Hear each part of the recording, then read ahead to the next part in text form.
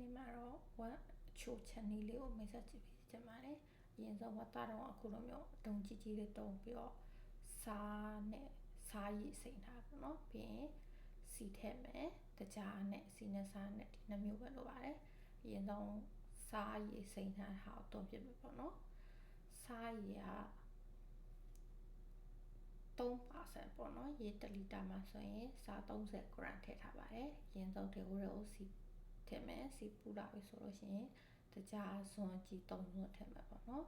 ပြီးလို့ရှိရင်တကြားပွာလာပြီးတော့ရဲရဲလေးဖြစ်လာတဲ့အထိ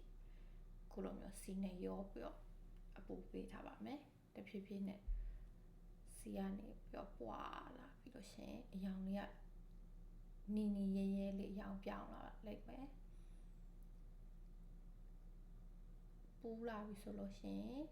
မီးပေါ်ကနေပြီးတော့နည်းနည်းလွှတ်ရပါမယ်မဟုတ်လို့ရှိရင်ချက်ချင်းမဲသွားတတ်တယ်ပေါ့နော်ကျွန်းသွားလို့ရှိရင်စားလို့မရတော့ပါဘူးနေသွားပြီအနေတော့ဖြစ်သွားပြီဆိုလို့ရှိရင်ခုနအရေးစစ်ထားတဲ့သားတွေကိုထည့်ပြီးတော့လုံးပါမယ်အသားတွေကနေအရေးထွက်လာတဲ့အထိပေါ့နော်အခုလိုမျိုးခုနတကြားနဲ့စီနဲ့ဟာနဲ့လုံးပြပါမယ်အဲဒါဆိုအရောင်လေးရေးရေးလေးနဲ့အရသာလေးရှိပါတယ်အနံလေးပြောက်တယ်ပေါ့နော်အသားတွေအရေးကတော်တော်လေးခံသွားပြီးတော့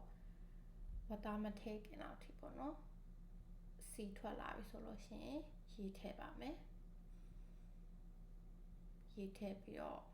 မီအေးနဲ့ပေါ့နော်မိနစ်20လောက်အသားနုအောင်လို့ပေါ့နော်ထည့်ပေးပါမယ်ရေက200မီလီလောက်ပေါ့နော်ထည့်ပြီးတော့ပထမတစ်ချိန်မီအရင်ဆုံးရှော့ပေါ့နော်မီနည်းနည်းနဲ့အနိမ့်ဆုံးနဲ့ထားပြီးတော့မိနစ်20လောက်ထည့်ပေးပါမယ်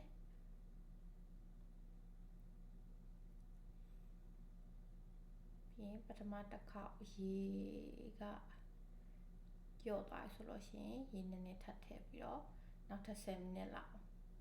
တည်ပေးပါမယ်ကိုကကြတော့တော်တော်လေးအရောင်လည်းပဲစားကျင်စရာလေးအရောင်ရဲရဲလေးဖြစ်သွားပြီပေါ့နော်အဲဆိုလို့ရှိရင်ရေခမ်းတဲ့အထိပေါ့နော်ဆောင်းပြီးတော့ခုလိုမျိုးရဲလေးဆွစားလေးရပါပြီ